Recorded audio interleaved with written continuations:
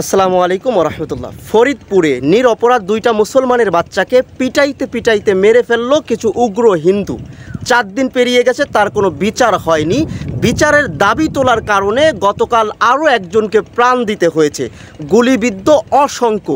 তারপরেও মুফতি আলী হাসান ওসামা সাহেবরা ফেসবুকে পোস্ট করে জামাত ইসলামের আকিদায় সমস্যা।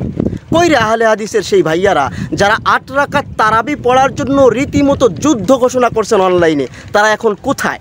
8 রাকাত তারাবির জন্য আপনারা জীবন দিয়ে দিতে পারেন, অথচ এই যে 3টা প্রাণ ঝরে গেল, এই বিষয়ে আপনাদের কোনো বক্তব্য নেই। এই বিষয়টা নিয়ে কোনো একটা সংগঠনকে, জামাত ইসলাম বলেন, চরমনাই বলেন, খেলাফত মজলিস বলেন, হেফাজতে ইসলাম বলেন, কোনো একটি ধর্মভিত্তিক কোনো একটি ধর্মীয় সংগঠনকে এই বিষয়টা নিয়ে তাদের দলীয় ব্যানারে প্রতিবাদ করতে দেখলাম না। শুধুমাত্র গণ অধিকার পরিষদ, ওই ভিপি নূরের শ্রমিক অধিকার পরিষদের নেতারা এই বিষয়টা নিয়ে প্রতিবাদ করেছে। বলতে চাই, সব দায়িত্ব কি ভিপি নূরের? সব দায়িত্ব কি গণ অধিকার পরিষদের? ভিপি নূরকে, তিনি কি কোনো মাওলানা, কোনো মুহাদ্দিস, কোনো মুফতি? ভিপি নূর তো কোনো মাদ্রাসার শাইকুল হাদিস না। তাহলে সে যদি প্রতিবাদ করতে পারে, সে যদি তার দল নিয়ে রাজপথে নামতে পারে, তাহলে চরমনায়ের সেই হুজুর কোথায়? সেই আল্লামা সাহেব কোথায়?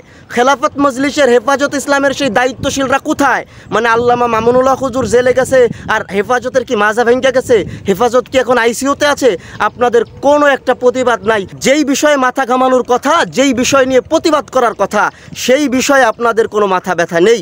আপনারা আছেন তারাবি কয় রাকাত, আপনারা আছেন মিলাদ পড়বেন কি পড়বেন না, আপনারা আছেন আমিন জোরে বলবেন কি বলবেন না, আপনারা আছেন হাত নাভির নিচে বাঁধবেন না বুকের উপরে বাঁধবেন।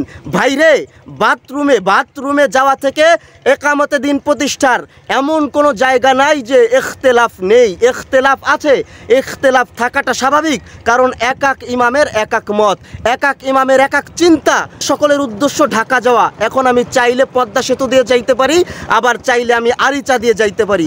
এখন আমি যদি বলি যে আরিচা দিয়ে ঢাকায় গেলে ঢাকা যাওয়া হবে না, পদ্মা সেতু দিয়েই যেতে হবে, এইটা হলো ভুল। 3টা প্রাণ ঝরে গেল।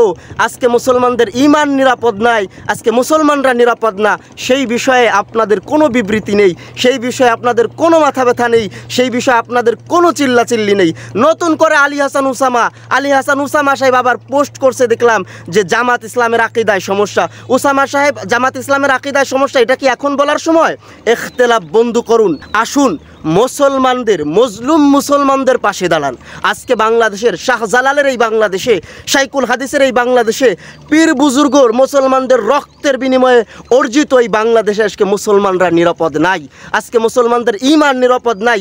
নিরপরাধ, অপরাধ করেনি, কোনো অপরাধ করেনি। 2টা বাচ্চাকে কিছু উগ্র হিন্দু, সকল হিন্দুকে আমি বলতেছি না, কিছু উগ্র হিন্দু ফরিদপুরের পিটাইতে পিটাইতে 2টা বাচ্চাকে মাইরা ফেললো, এবং একটা বাচ্চা 15 পারার হাফেজে কোরআন। 4 দিন পেরিয়ে গেছে, তার কোনো বিচার হয় নাই। সেই বিচারের দাবি তোলার কারণে ধর্মপ্রাণ মুসলমানরা গতকাল দাবি তুলেছে, সেই দাবি তোলার কারণে একজন মুসলমানকে গতকাল আবার প্রাণ দিতে হয়েছে।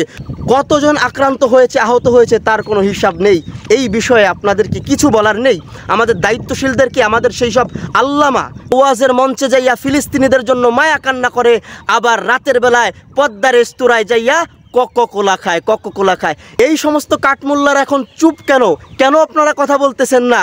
আল্লামা লাগান, টাইটেল লাগান, মুসলমানদের আপনারা অতন্ত্র প্রহরী, দিন ইসলামের অতন্ত্র প্রহরী, মুসলিমদের রাহাবার। সেই সব রাহাবাররা এখন কোথায়? সেই সব রাহাবাররা এখন চুপ করে রয়েছে। সেই সব রাহাবাররা এখন তারাবি কয় রাকাত পড়বে, আমিন জোরে বলবে না আস্তে বলবে, মিলাদ পড়বে কি পড়বে না, কিয়াম করবে কি করবে না, এই সমস্ত 4 সাবজেক্ট বিষয় নিয়ে এখন মাতামাতি করতেছে। অথচ মুসলিমদের প্রাণ ঝরে যাচ্ছে, নিরপরাধ মানুষদেরকে পিটাইতে পিটাইতে মাইরা ফেলতেছে। এই বিষয়ে এই সমস্ত আল্লামাদের এখন কোনো বক্তব্য নাই। আল্লামাদের মুখের ভিতর এখন কুলুপ পড়ছে। সব দায়িত্ব ভিপি নূরের। ভিপি নূর কি আল্লামা না শাইকুল হাদিস? ভিপি নূর একজন সাধারণ মুসলমান, সে তো কোনো শাইকুল হাদিস না। সে তার দল নিয়ে প্রতিবাদ করে রাস্তায় নামে, আর আল্লামারা, শাইকুল হাদিসরা, বড় পাগলিয়া লম্বা জুব্বা যারা পরে, তাদের কোনো প্রতিবাদ নাই, তাদের কোনো মাথা ব্যথা নাই। ধিক্কার জানায় এই সমস্ত আল্লামাদের চিন্তা চেতনার উপরে থুতু ফেলায়।